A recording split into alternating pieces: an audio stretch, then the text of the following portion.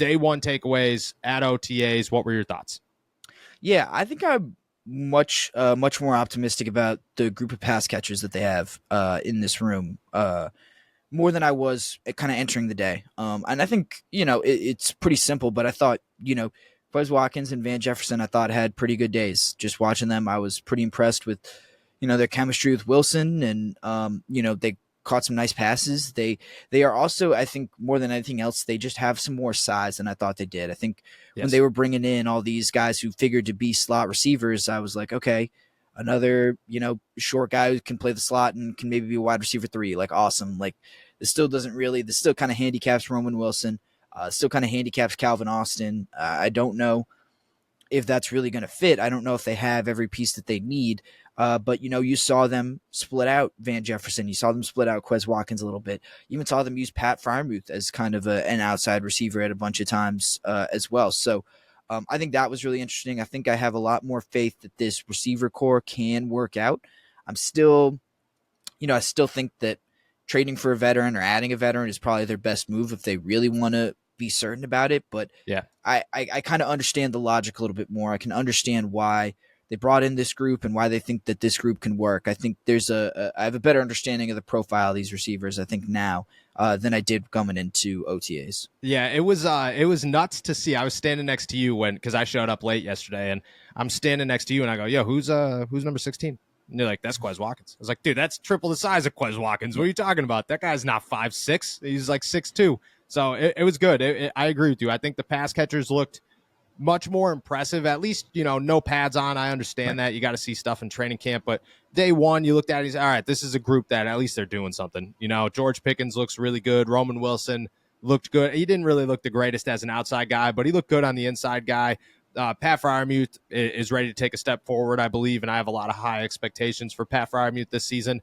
And at the same time, like, you still got Calvin Austin, like you said. You still have Connor Hayward. I was talking to Calvin Austin afterwards, and he was telling me that he worked a lot this summer with Deontay Johnson and his wide receivers coach and George Pickens, and just understanding the game and understanding route running a lot better and kind of developing that. He said that he learned probably more this offseason than he's learned in any offseason that he's had throughout football. So I think that is very promising. I think Calvin Austin's a guy that could step into a much larger role this year. But I agree. I think that the wide receivers, I don't want to say gave me optimism. I think it's early to say optimism, but I think I agree with you that they, I was expecting a lot worse. I was expecting it to be like, this is going to be rough. They got to go get somebody. And it's like, okay, for right now, I understand it.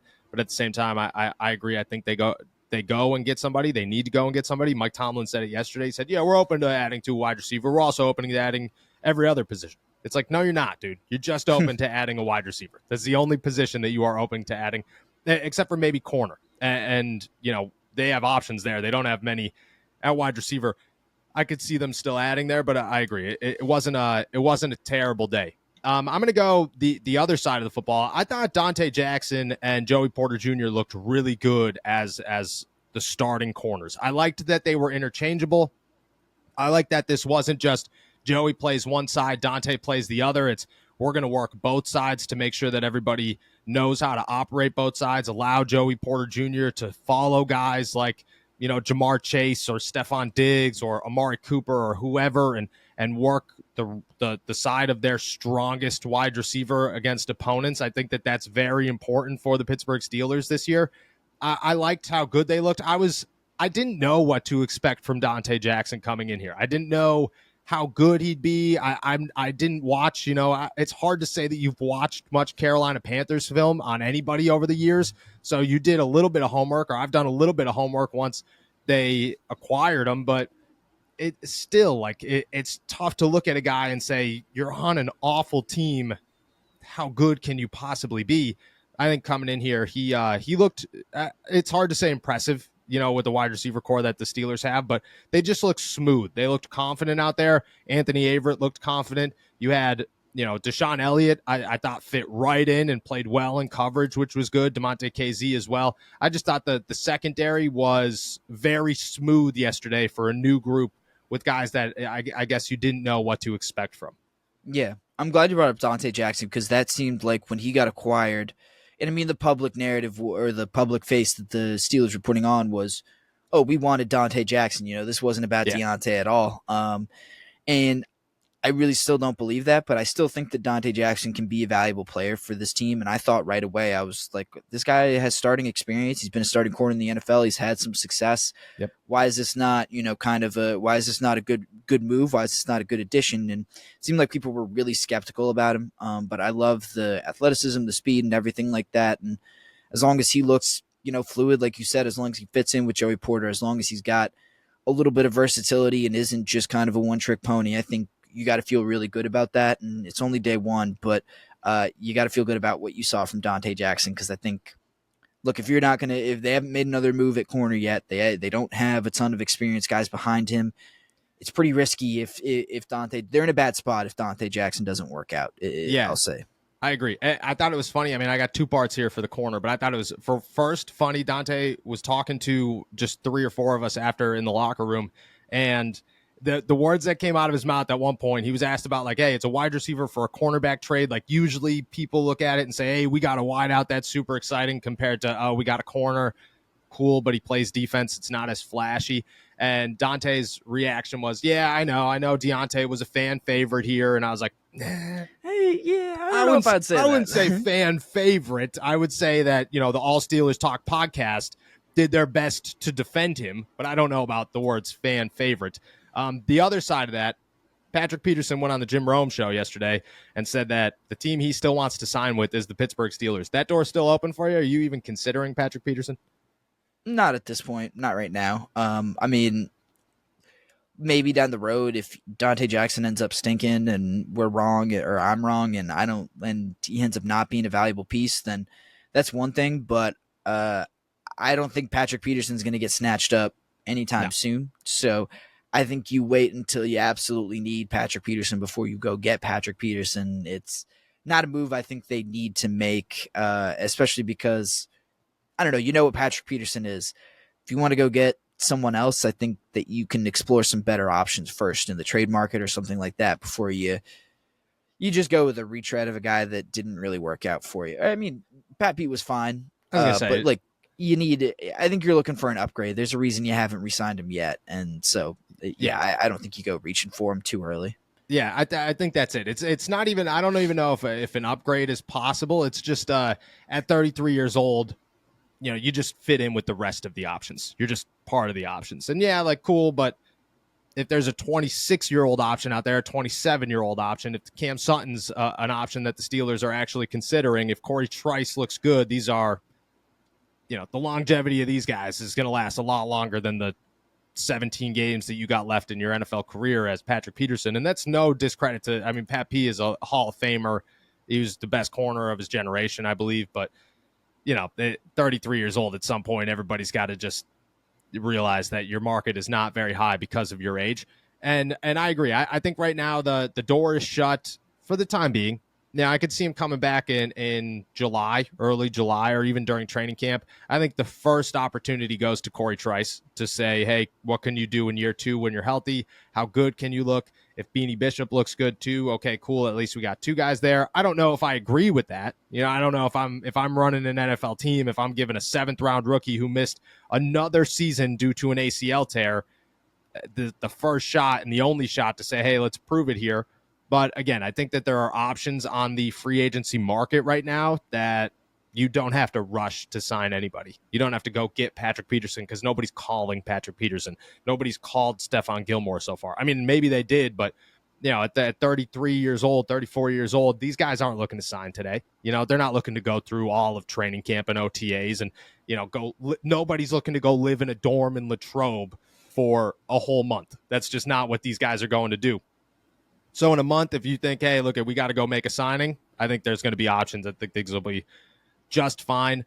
And in the meantime, you get to see what you got. It's just this. It's the same thing as the Cam Hayward thing yesterday with Mike Tomlin saying, we don't really need Cam here. It actually benefits us not to have Cam here. That's it. Like, Patrick Peterson doesn't need to be at OTAs. Stephon Gilmore is a guy who wouldn't need to be at OTAs.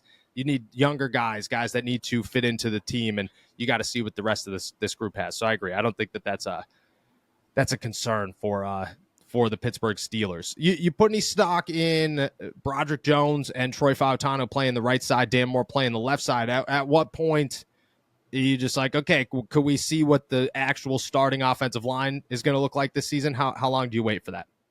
Yeah, I think the only stock I put into it is that Troy is taking a minute to kind of learn the playbook and everything, because I don't think they would have him playing a backup role unless he still had some learning to do, and that's not a knock against Troy. I mean, it's his first official practice as a Pittsburgh Steeler, so he's got a ways to go. He'll be all right, I think. But I think it just shows that it's kind of a learning process for him. This is more about where Troy's got to be and less about, honestly, I think what Dan is doing or what even Broderick is doing. Yep. I just, the only thing I question about it is I don't think Dan is playing left tackle next year or this coming season. Like whether or not Troy is ready. I think you just got to move Broderick over to the left side, and I think because that's where he's going to play the rest of his career. So I think you got to live with whatever Dan can do at right tackle, and it's kind of it's nothing. It's a strong nothing. Well, that's what I'm saying. But he's got to either learn that position or you got to move on from him, because if Dan doesn't have that versatility, I don't see what the point in keeping him around is, because Broderick has to be your left tackle. Yes. That's just the way I'm looking at it. Is I'm not going to take Broderick out of his natural position to make Dan Moore look better. Yeah. Okay. So I want Dan Moore to get those reps at right tackle. I want him to experience that. I want him to kind of, I don't know, he's got to develop into a guy who can play both sides, or else he doesn't really have a future in Pittsburgh. And if he doesn't have a future in Pittsburgh, then I don't know, he really shouldn't be out there at all, to be quite honest. I agree. When he said yesterday that he's just not comfortable playing the right side, my thought was immediately like, I think Dan Moore is a great mentor. I think Dan Moore is a good veteran to have on the roster to help Broderick Jones, to help Troy Fautanu. He's a selfless player. I like Dan. I think Dan's a locker room leader, a good guy to have on the offensive line. He'd be a really quality backup if he could learn how to play the right side of the offensive line. But just like you said, there is no future. Like, you can't even keep a swing tackle who could only play one side of the line. That's not a swing tackle. That's a left tackle. That's all it is. And you need a backup swing tackle. Otherwise, you got to start testing guys like Spencer Anderson, and I'm sorry, but Troy Fautanu should be you didn't start. Broderick said it yesterday. Like, you didn't draft Troy Fautanu in the first round to sit on the bench. That's not what you did. You drafted him to be an impact player, to be a franchise piece of this offensive line, along with Broderick Jones. And I mean, those are your guys. So let it rock. Stop wasting. Stop holding back for. I get it. He's got to develop, but for longer than you need to. At some point you have to look at Troy Fautanu and say, all right, you're going to go to right, Broderick, you're going to go to left, Dan, you're going to have to figure this out, because that's what it comes down to. Dan's got to figure it out. And if he can't, you got to look for other options, which stinks, because I do think Dan is a really quality backup tackle.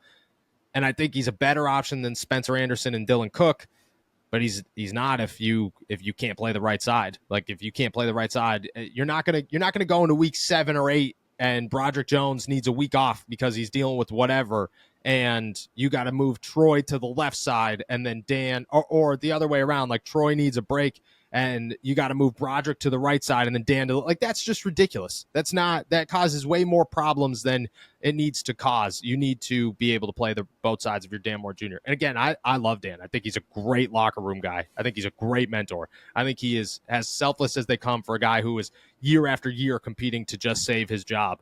And unfortunately, this is the year where there are no more options. You gotta learn the right side, or it's not going to work.